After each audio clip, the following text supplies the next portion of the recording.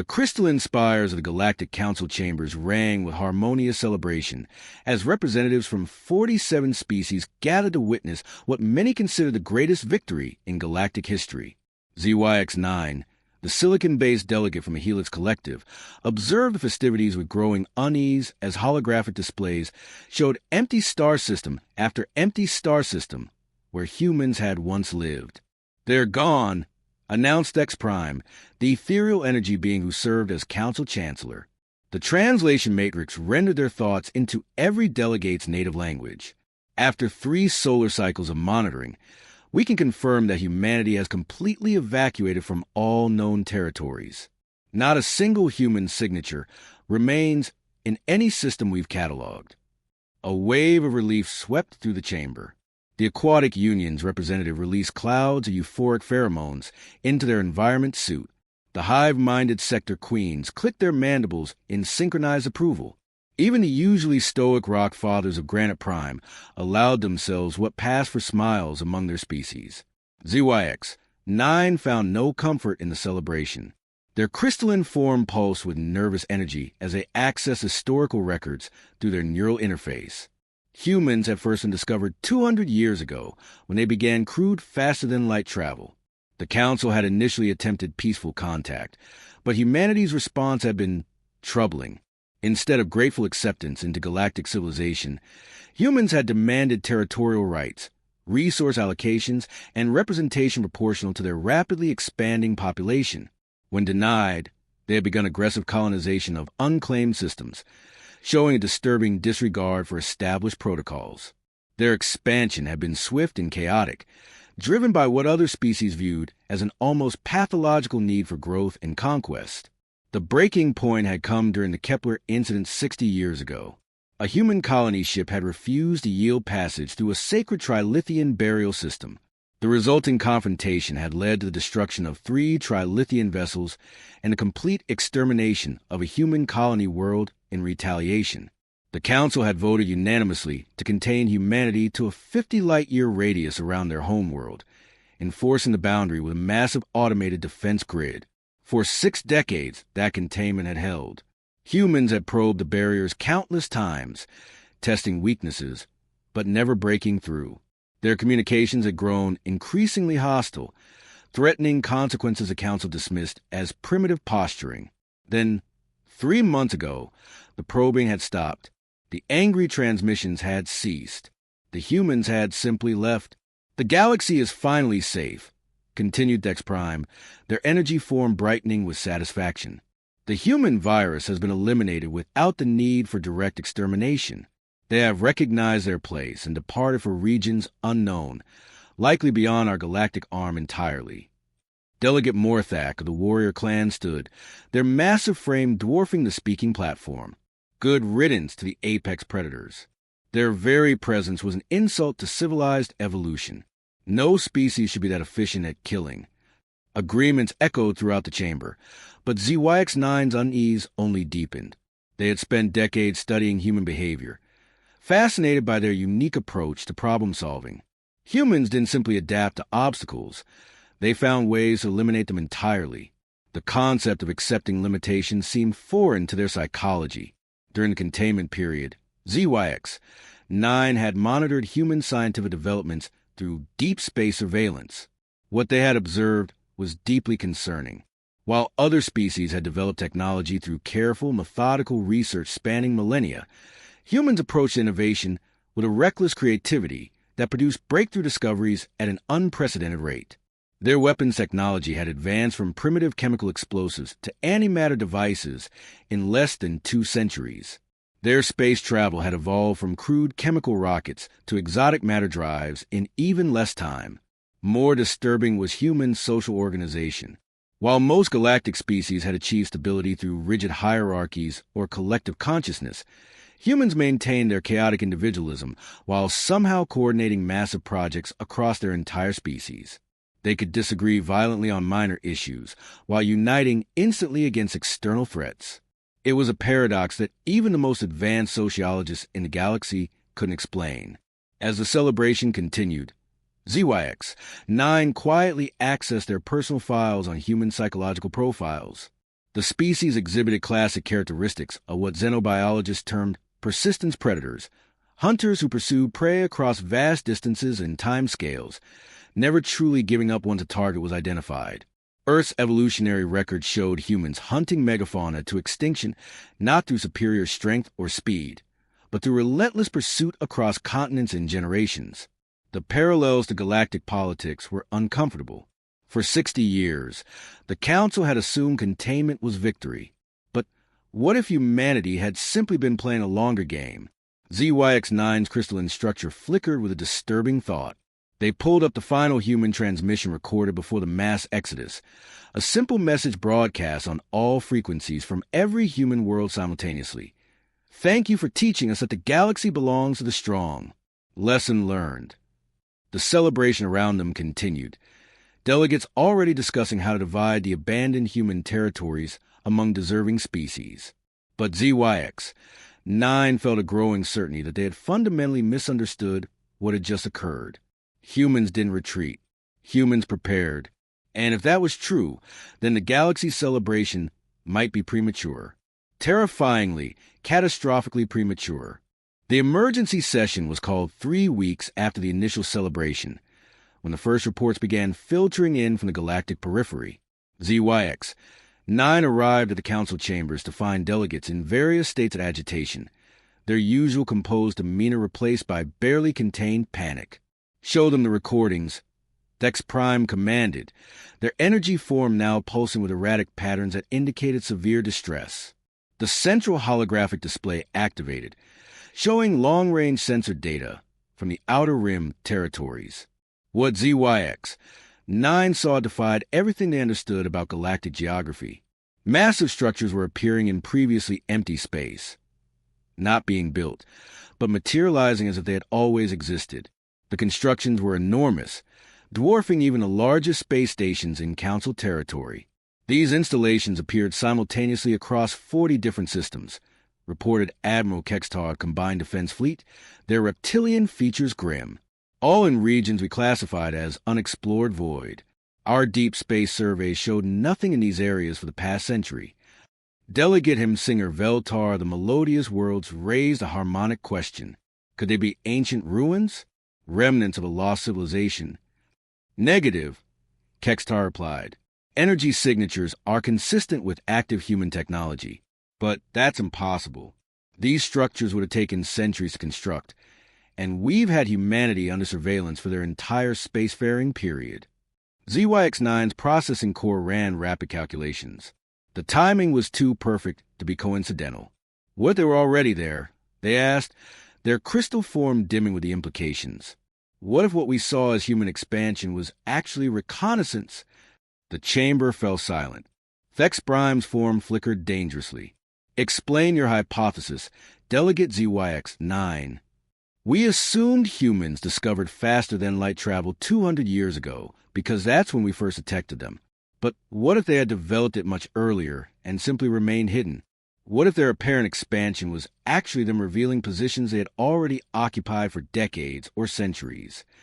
The implications rippled through the assembly like shock waves.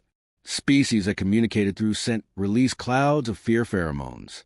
The hive minds began rapid chittering exchanges. Even the rock fathers shifted uncomfortably on their ancient platforms. Impossible, Morthak growled. We would have detected construction on this scale. Would we? ZYX-9 challenged. Human technology consistently surprised our analysts. Their stealth capabilities were always beyond our predictions. What if they had been building these installations in parallel with their apparent expansion, using techniques we never understood? As if summoned by their words, the display updated with new data. The mysterious structures were activating, revealing capabilities that sent ice through every delegate's circulatory system. Massive energy weapons that could sterilize entire star systems. Manufacturing complexes that seemed to violate known physics in their efficiency. Propulsion signatures indicating movement capabilities that made Council ships look like primitive chemical rockets. There's more, Admiral Kextar continued, their voice barely steady. We've detected human vessels emerging from these installations. Not the ships we remember from our confrontations, but something entirely different. Our best estimates suggest individual vessels with firepower exceeding our entire combined defense fleet. The recording showed sleek, angular ships unlike anything in human design history. They move with impossible precision, their hulls seeming to bend light around them. Where human vessels had once been crude and mechanical, these appeared almost organic in their fluid motion through space. How many? Thex Prime asked. Initial count suggests thousands, possibly tens of thousands. And the installations are still producing more. Delegate Whisperwing of the Atmospheric Collective raised a critical point through atmosphere vibrations. If humans possess such capabilities, why do they allow containment? Why endure 60 years of restriction? ZYX. 9 felt their crystal matrix realigning as the answer became clear. Because they were never contained. We weren't containing them. We were containing ourselves. The statement hung in the air like a death sentence. Slowly, the full scope of humanity's deception became apparent. The aggressive expansion had been theater, designed to make the Council believe they understood human capabilities. The failed containment probes had been intelligence gathering, not escape attempts. The angry transmissions had been misdirection, making the Council focus on human emotion rather than human planning. For 60 years, humanity had allowed themselves to appear trapped while secretly building the largest military force in galactic history. They had studied every Council species, learned every weakness, planned for every contingency. The containment barrier that the Council believed held humanity prisoner had actually been protecting the galaxy from what lay beyond it. They used our own prejudices against us. ZYX 9 continued, their revelation gaining momentum. We saw them as primitive predators, so they acted primitive. We expected emotional responses, so they gave us anger and frustration. We assumed they would fight directly, so they pretended to be contained by direct force. But why reveal themselves now? Asked the Aquatic Union representative, their translator struggling with the emotional undertones of terror. Before anyone could answer, new alerts flooded the chamber.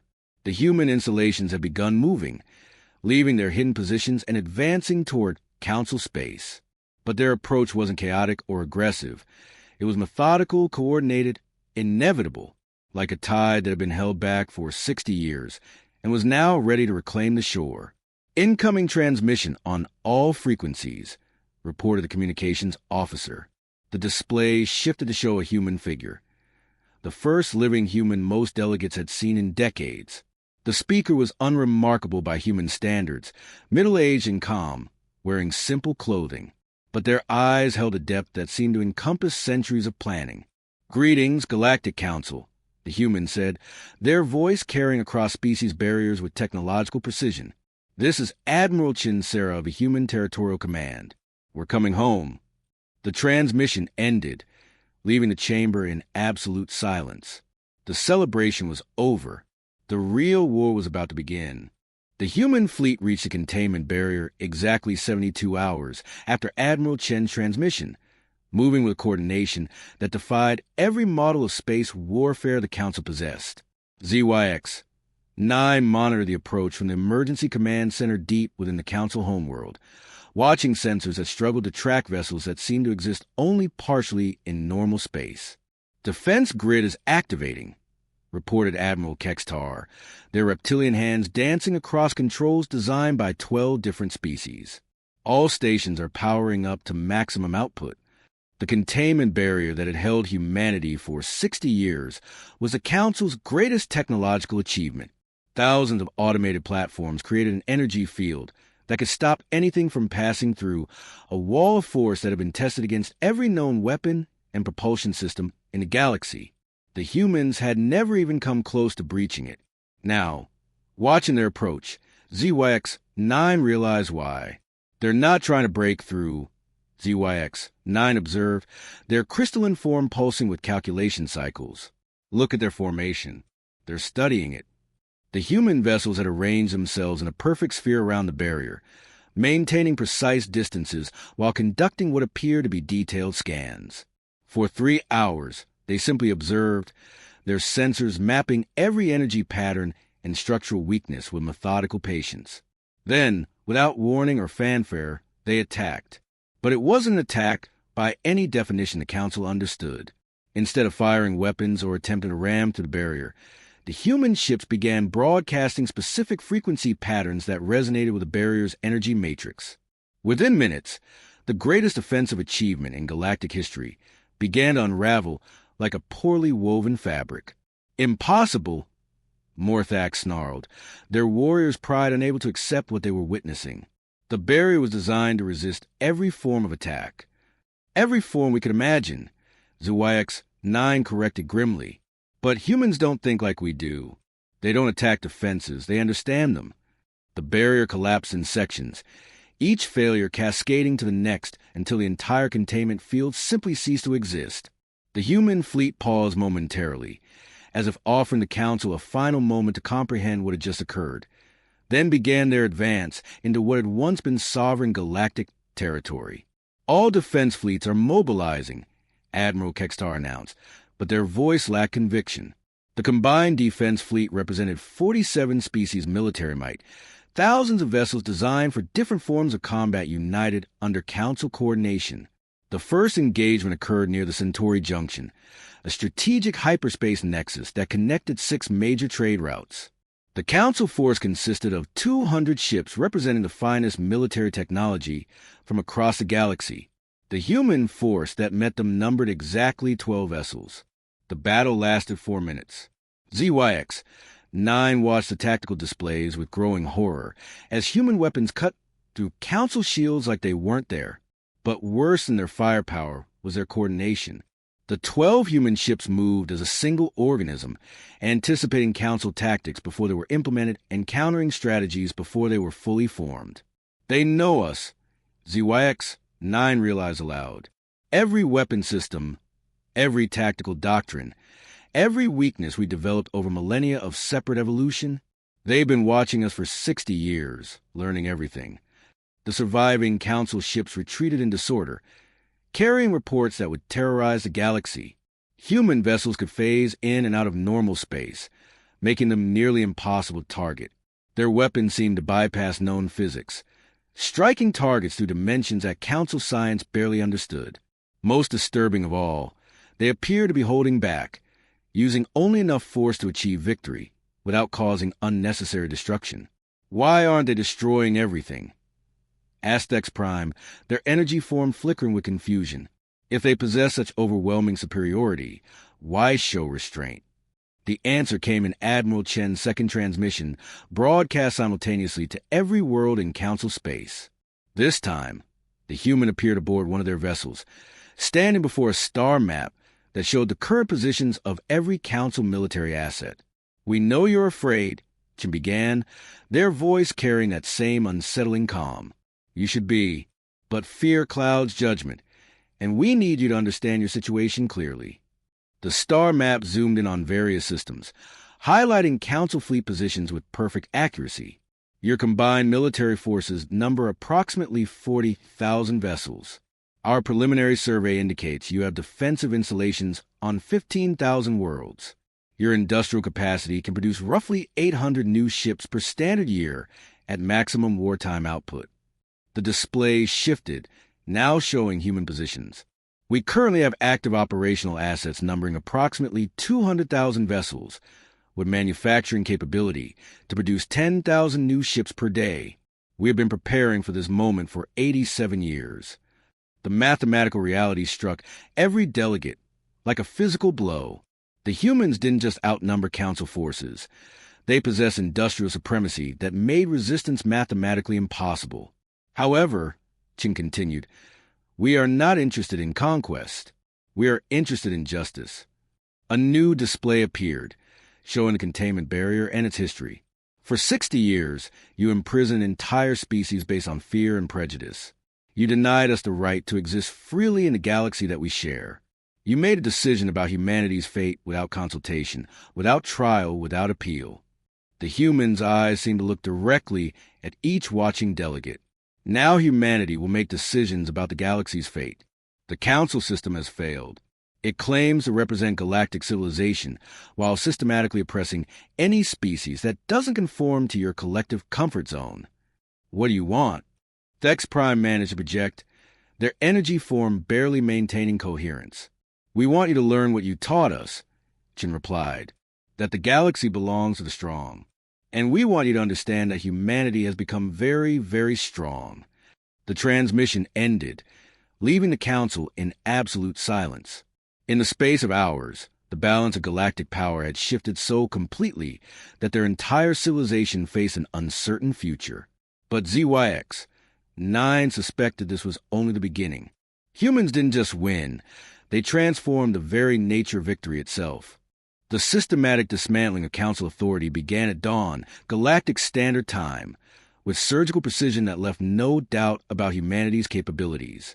ZYX-9 watched from the emergency bunker as reports flooded in from across known space, each one painting a picture of careful, methodical conquest that spared civilian populations while completely neutralizing military resistance. "The Trilithian home fleet has surrendered," Admiral Kextar reported, their voice hollow with disbelief. 60 years of military buildup, their sacred warrior traditions, gone in 18 minutes. "The Aquatic Union is requesting terms," added another officer. "Their deep water cities are intact, but every orbital platform has been absorbed." That was the word that had begun appearing in every report. Human forces weren't destroying Council installations. They were absorbing them, somehow integrating foreign technology into their own systems with an efficiency that defied understanding. Weapons platforms became part of human defensive networks. Manufacturing centers began producing human designs. Communication arrays now carried signals in formats that Council technology couldn't decode. ZYX-9 processed the incoming data streams with growing fascination and terror. Humanity wasn't conducting a war. They were performing surgery on galactic civilization itself. "Sir," a communications officer called out, "we're receiving a priority transmission from the human fleet. They're requesting a meeting with designated Council leadership at the neutral station in the Vega system." Thex Prime's energy form pulsed with conflicting emotions. It could be a trap. What would be the point? Morthak growled, slumping in their massive chair. "They've already demonstrated they can take whatever they want. If they wanted us dead, we'd be dead." 3 hours later, ZYX-9 found themselves aboard a Council transport heading for what might be the final diplomatic meeting in galactic history. The delegation was small, just 5 representatives of the major power blocks, accompanied by minimal security that everyone knew was purely ceremonial. The Vega Neutral Station had been a symbol of galactic cooperation for 3 centuries, a place where disputes were resolved through discussion rather than force. Now it served as a stage for humanity's final revelation of their true intentions. Admiral Chin met them at the docking bay. But she wasn't alone. A dozen other humans accompanied her, representing what appeared to be different aspects of human civilization. Scientists, engineers, philosophers, artists, a cross-section of humanity that the Council had never been allowed to see during the containment period. "Welcome," Chin said, her manner formal but not hostile. "Thank you for coming. I know the situation is difficult for you to process." The meeting room they were led to was startling in its simplicity. Instead of the elaborate chambers Council species preferred, humans had arranged a simple circular table with comfortable chairs, natural lighting, and refreshments suited to each delegate's biology. "Before we discuss terms," Chin began, "I think it's important for you to understand what really happened during the containment period. Not the version you believed, but the actual sequence of events." The room's displays activated, showing historical records that made ZYX-9's crystal matrix resonate with shocked understanding. The human expansion the Council had witnessed hadn't been aggressive colonization. It had been refugees fleeing a dying star system. The territorial demands hadn't been conquests. They had been desperate requests for sanctuary. The Kepler incident hadn't been human aggression. It had been a colony ship full of civilians trying to reach a prepared evacuation site. "We never wanted to fight you," Chin explained quietly. "We wanted to join you. When our sun began showing signs of instability, we reached out to the galactic community for assistance. Your response was to treat us as a threat and imprison us in a dying system." The historical records continued, showing human scientific teams working frantically to develop new technologies not for conquest, but for survival. The aggressive probing of the containment barrier hadn't been escape attempts. They had been testing whether the Council would allow humanitarian evacuation as their star entered its final phases. So we made a choice, Chin continued. If the galaxy wouldn't accept us as we were, we would become something it couldn't ignore. We spent 60 years transforming ourselves from a desperate refugee population into exactly what you fear we might become. Dr. Sarah Martinez, identified as humanity's chief xenobiologist, leaned forward. The installations you discovered weren't built during the containment period. They were built before first contact. We've been exploring the galaxy for over a century before you detected us, preparing for the day when our sun failed. When you imprisoned us, you forced us to accelerate plans that were originally designed to unfold over centuries. ZYX-9 finally understood the magnitude of the Council's mistake. You let us believe we were containing you while you were actually farming us for information. Learning from you, corrected Dr. James Chun, apparently Admiral Chen's brother and humanity's chief strategist. Every species in the Council had something to teach us about survival, technology, social organization. We studied you all, incorporated your best innovations, and eliminated your weaknesses from our own development.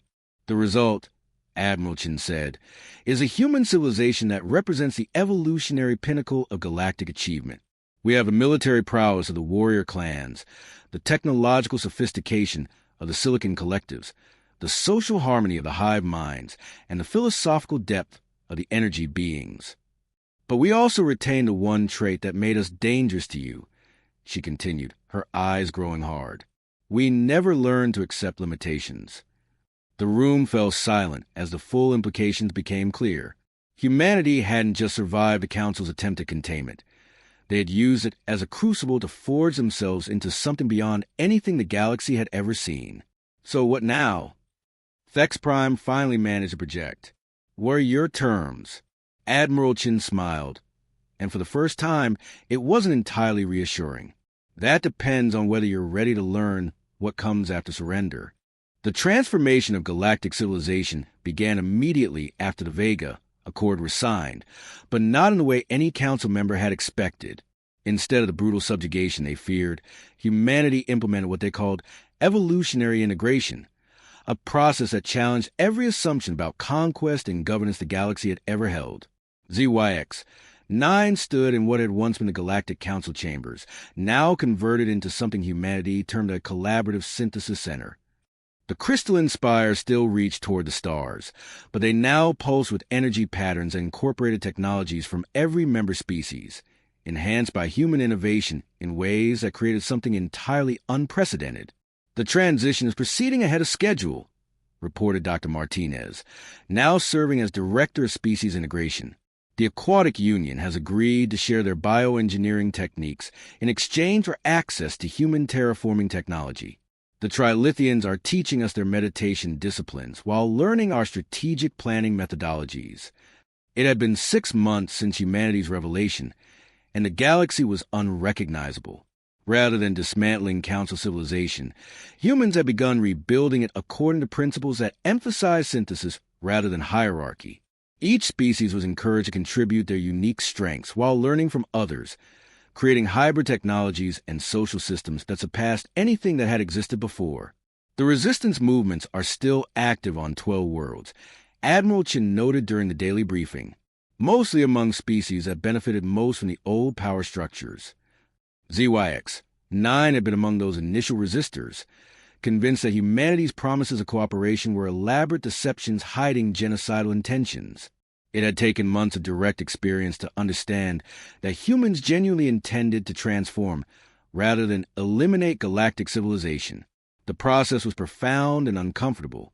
Humans didn't simply impose their will. They forced other species to confront their own limitations and evolve beyond them. The rigid caste systems that had defined galactic society for millennia were being replaced by fluid, merit-based organizations that valued innovation over tradition. Show them the Kepler Memorial, Chin said quietly. The central display activated, revealing the former site of the human colony, destroyed during the original incident that had led to containment. Where once there had been rubble and radiation, now stood a monument that defied description. It incorporated artistic traditions from every galactic species, creating a structure that somehow honored both the human civilians who had died and the Trilithian warriors who had killed them. We spent 60 years planning revenge for Kepler, Chen explained to the assembled delegates. We developed weapons that could have sterilized every Trilithian world in minutes. But revenge would have made us exactly what you believe we were, mindless predators destroying everything in our path. Instead, we chose evolution. The memorial represents the death of the old galaxy, where species feared each other and competition meant destruction. It also represents the birth of something new, a civilization where diversity creates strength rather than conflict. Dr. James Chen stepped forward, his expression serious. But make no mistake about the choice you face. This transformation is not optional. The old system failed catastrophically, leading to the containment of an entire species based on fear and prejudice. That system cannot be allowed to continue.